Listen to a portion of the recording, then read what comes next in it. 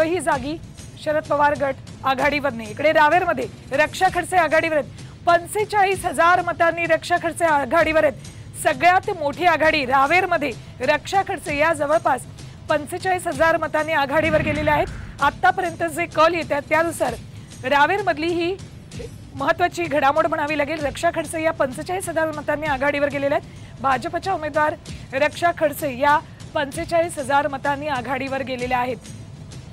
एकनाथ खडसे यांच्या सून रक्षा खडसे या 45,000 मतांनी आघाडी त्यांनी घेतलेली आहे। आताची रावेरमधली घडामोड 45,000 मतांनी रक्षा खडसे यांनी आघाडी घेतलेली आहे। सुरुवातीला आपण आणखी एक महत्त्वाची घडामोड कल्याणमध्ये श्रीकांत शिंदे मुख्यमंत्र्यांचे सुपुत्र 33,976 मतांनी आघाडीवर आहे। आणखी एक महत्त्वाची घडामोड वैशाली राणे दरेकर यांना पिछाडीवर टाकलेले त्यांनी कल्याणमध्ये श्रीकांत शिंदे आघाडीवर आहेत आणि ठाकरे गटाच्या वैशाली दरेकर या पिछाडीवर आहेत। कल्याणमध्ये सुद्धा शिवसेनेच्या दोन्ही गटांमध्ये थेट लढत होत होती, त्यात शिंदे गटाची सध्या आघाडी दिसतीये।